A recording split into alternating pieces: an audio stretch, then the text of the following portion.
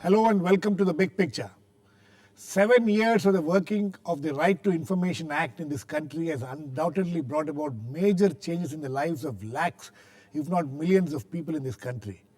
The measure aimed at bringing both accountability and transparency in the functioning of the government, as well as providing the ordinary citizen with the right to know, however, has also had its share of negatives.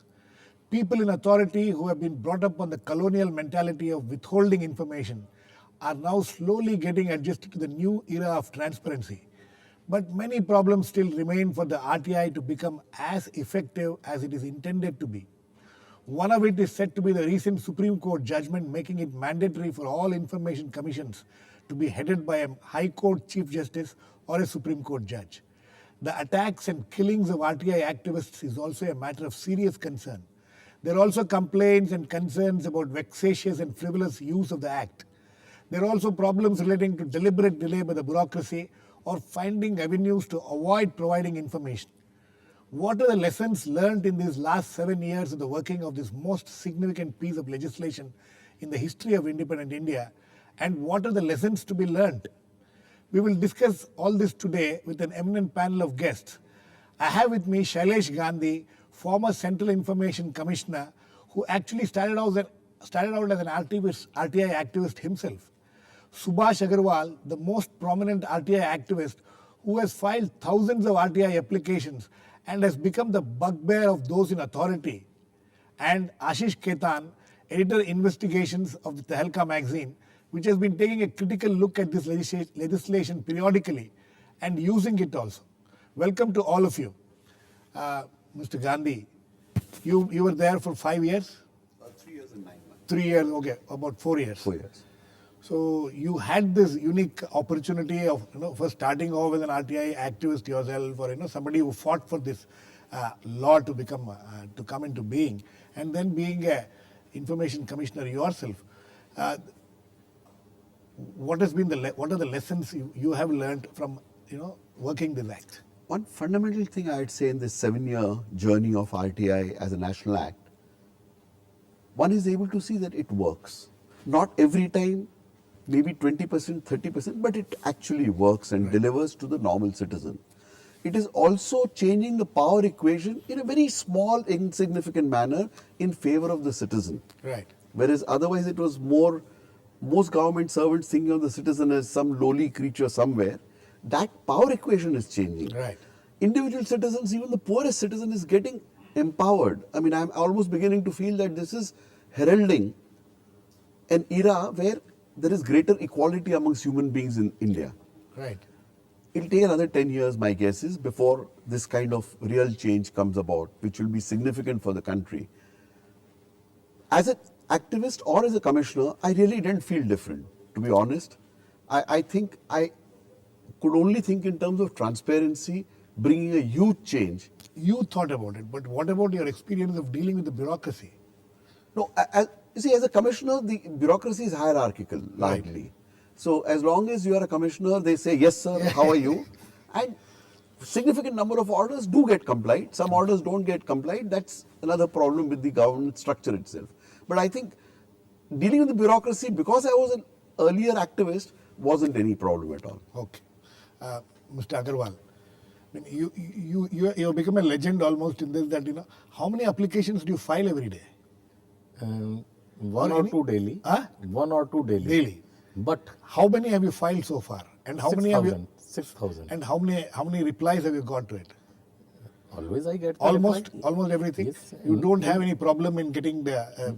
No. What are the problems you have faced as an RTI activist?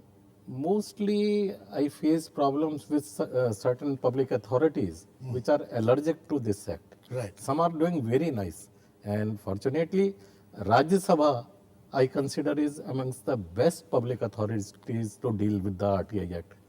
PMO is another good public authority, but some are there like Supreme Court. Right. On every aspect, on almost every aspect, I have to approach CIC in case of Supreme Court. And what happens next? Supreme Court quite usually approaches High Court against the CIC verdict. And not only till High Court, it has approached itself for relief in 3 cases. The Supreme Court. Supreme Court for the first time in India has approached Supreme Court for the relief. No, we will come to the Supreme Court and its judgment and all that. But briefly, you tell me your experiences when you get this information from the. What do you do? What do you do with that information?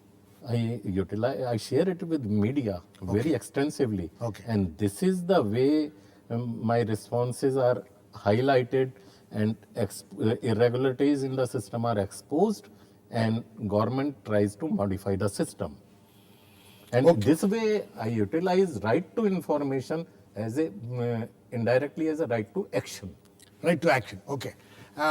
We are joined also by Nikhil Day, a social activist and one of the leading campaigners of the national campaign for right to information, and also Vivek Katju, a former ambassador, who should also provide us some viewpoint of the bureaucracy also.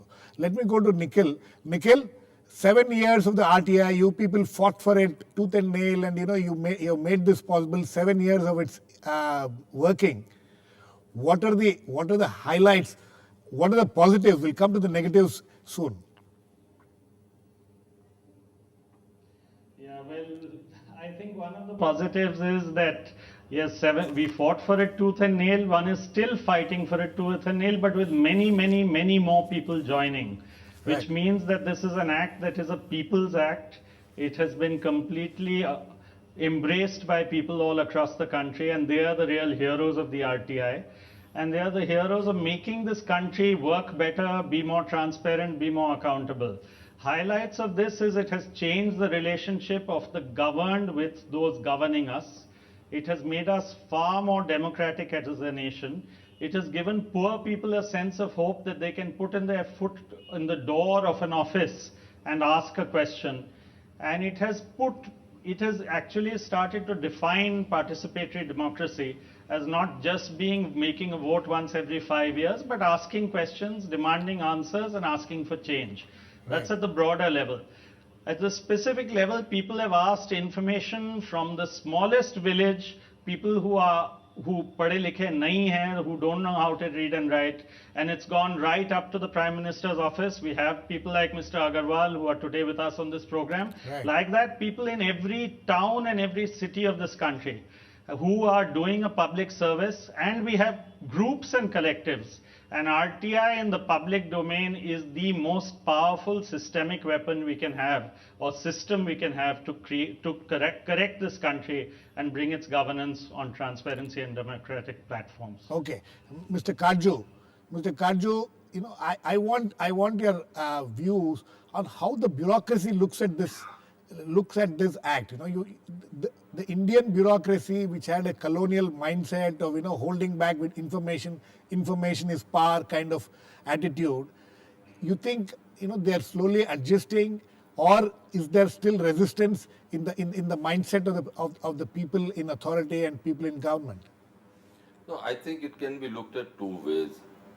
Most responsible bureaucrats have welcomed the act. I think there is a desire to make things transparent and make things available to the public. I was with the Ministry of External Affairs, and in many areas of our functioning, I think there was a need for a spotlight.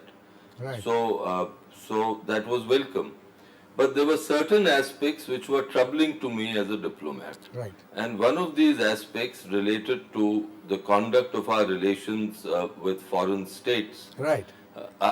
The troubling aspect was that there is a confidentiality in interstate relations. Right.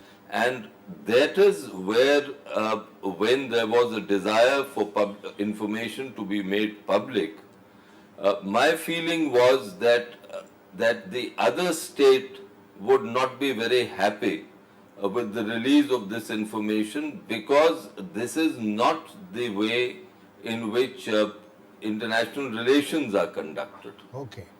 How did you deal with these kind of issues then?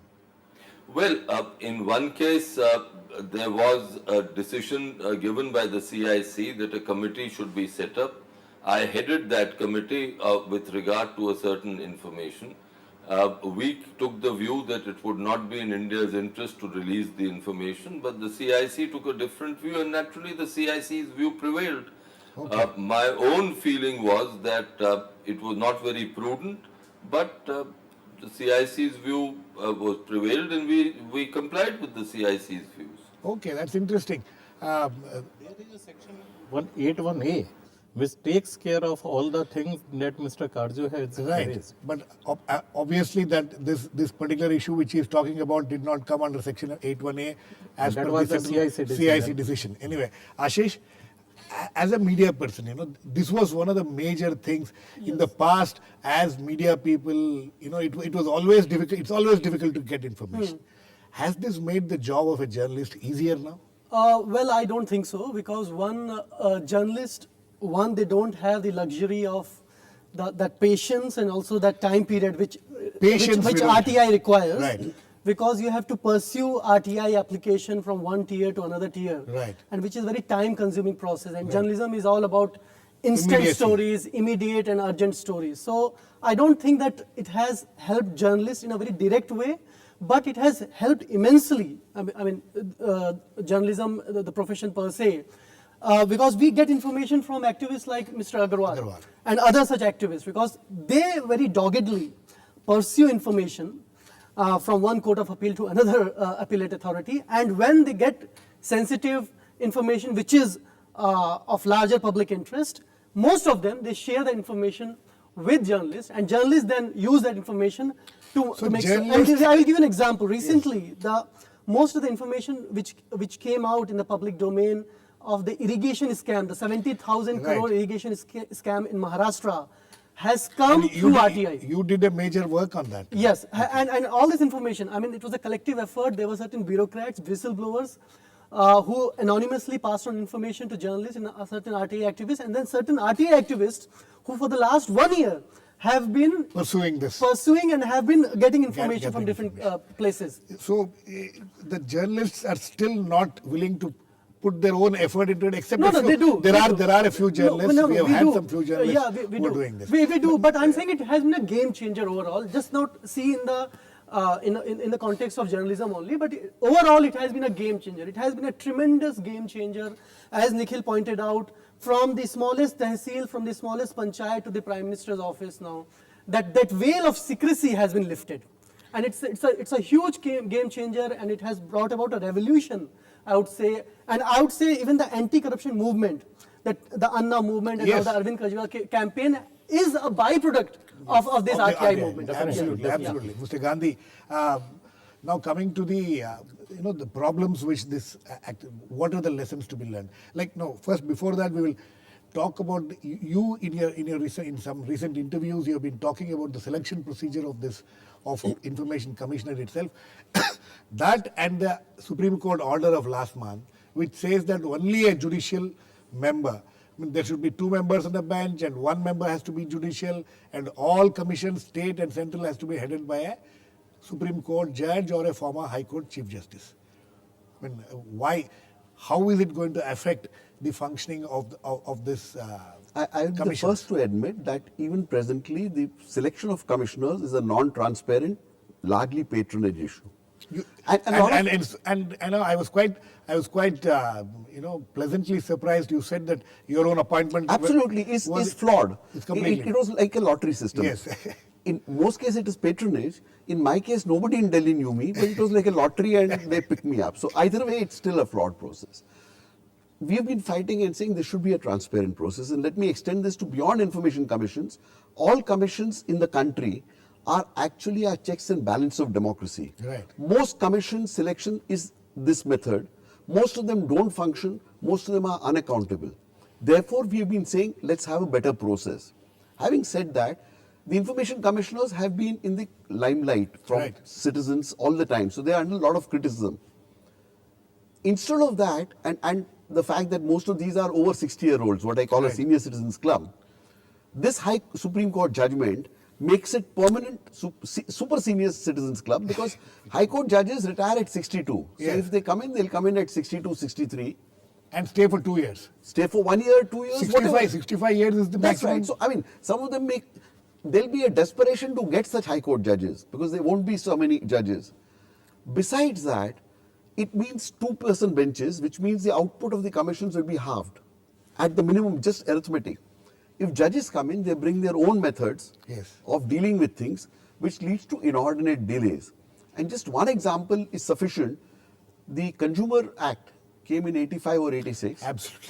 And today, We have seen the it's so RTI then, if this judgment is implemented, 10 years down the line will be a useless act, which only a few, and it will exist for the sake of the commissions. I Right. mean, it will still exist. And it has to be seen in the light of the onslaught which has begun from within the system. Absolutely. The In UPA fact, government we will- itself is very systematically, incrementally weakening the RTI I am Act. sure every government So- would like to do Yes, that. so- No government would like to share information And no, and this expose was itself. their biggest achievement. Absolutely. And it's the biggest irony That's that the UPA government Judgment itself is like is watering the damaging. leaves rather than the roots. Absolutely. Because the appointment process of judges is totally non-transparent, and 50% are Absolutely. to be. So it's a need double to- whammy. It's we not a need double to- whammy. We need to go into a short break, but we'll come back and discuss this very important aspect of it, which is about the selection of the commissioners. Please keep watching. We'll be back very soon.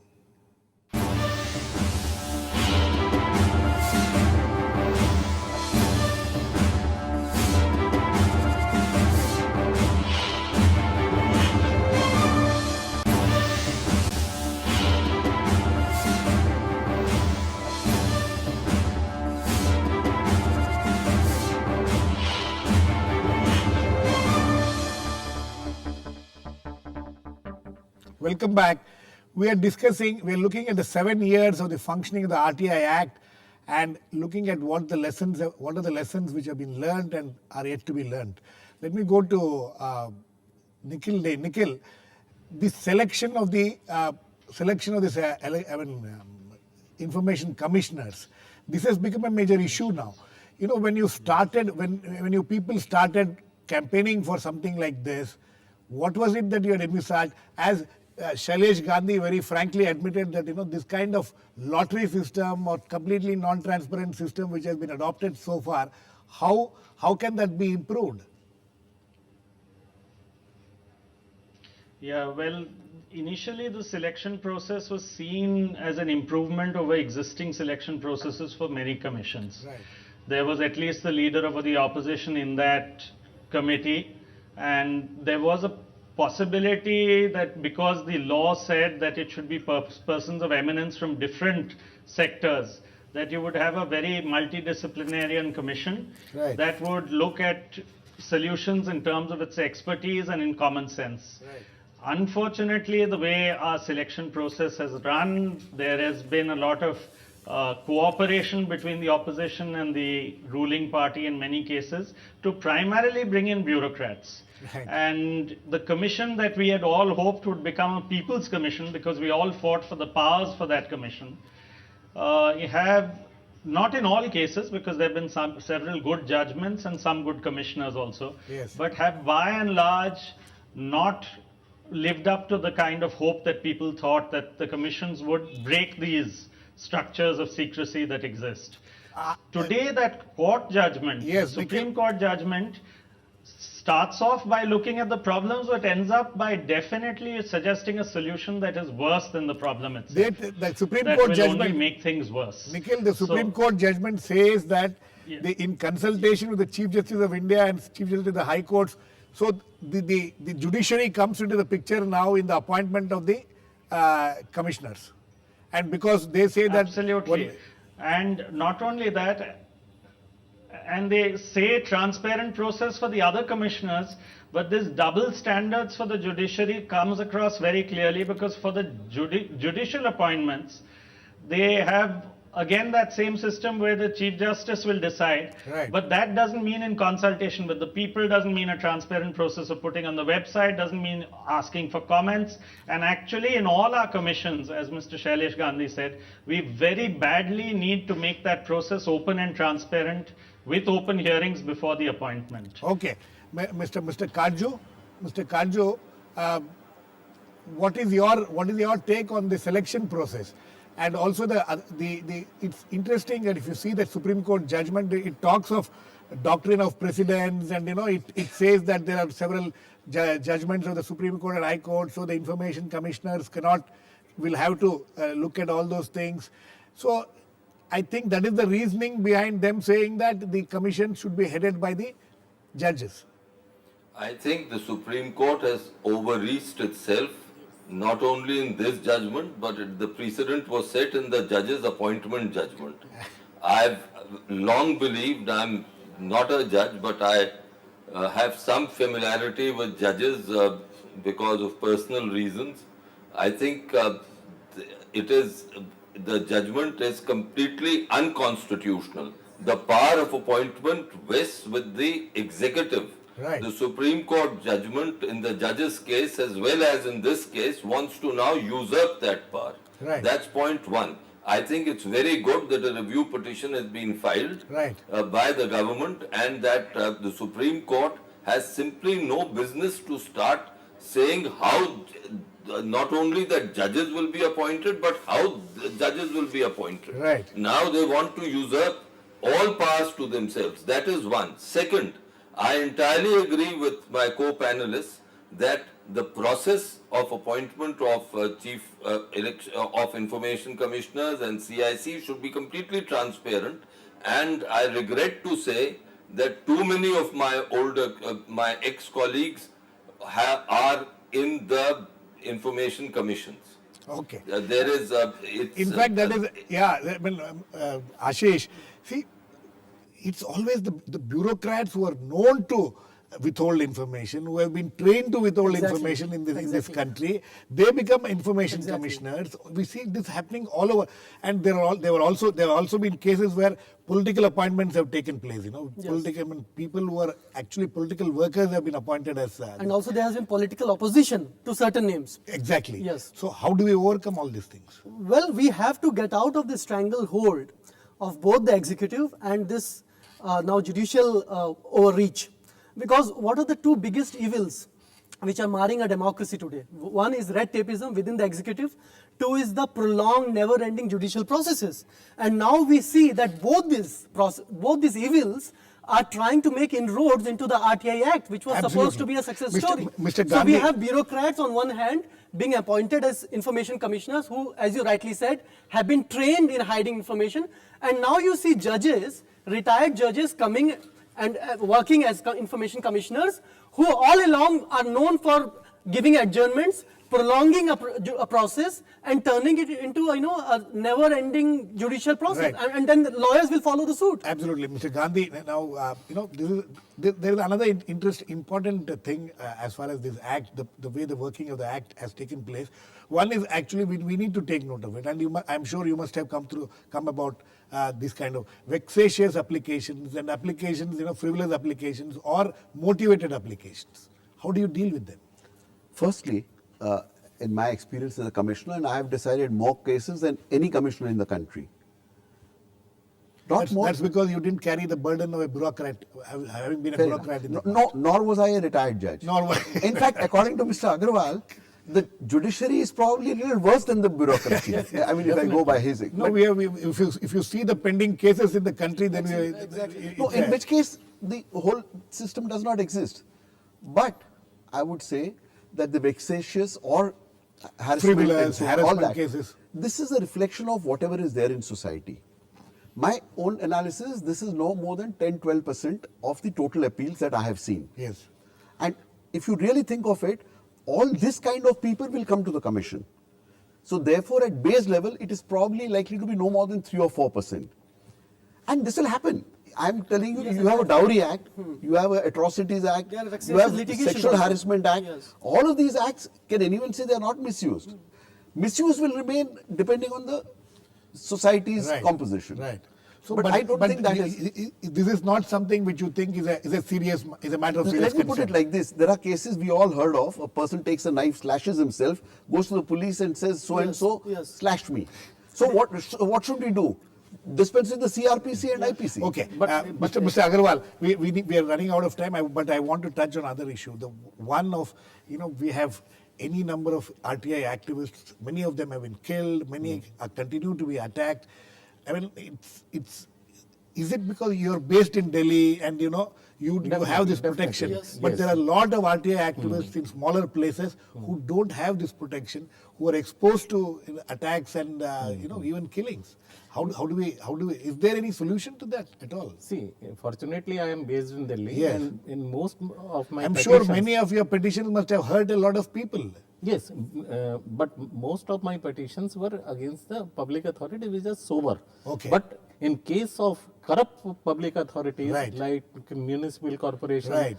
Delhi Milk Scheme, Right. there were abusive calls. And in one case concerning municipal corporation of Delhi, Mr. Shailesh Gandhi gave an order. I fought for that aspect for 3 years. Discrimination in cremation at Nikam Ghat. There I was tried to be attacked. Doordarshan camera team was with me.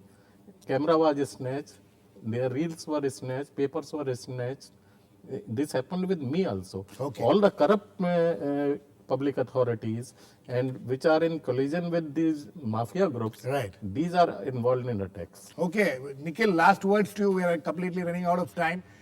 What are the lessons still to be learned? I very quickly want to say, Yes. yeah, I think I'm disappointed with the Prime Minister's 3 areas of concern today. Repeat of vexatious and frivolous which Right. have been decided. Right.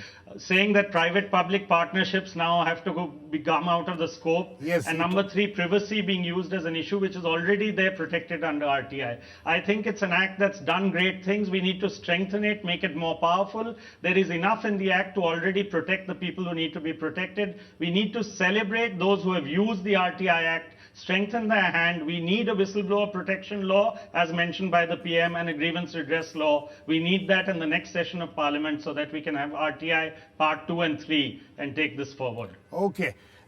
We have completely run out of time, but it's very evident that this act has been a phenomenal success in many areas, but there are phenomenal problems also, as one of it is attacks on RTI activists itself, and this attitude of the government as well as people in the government as well as politicians about trying to find ways to curb the functioning of this act is also a matter of concern. We hope as time passes all these problems will be sorted, but this is something which we all should celebrate, as Nikhil said.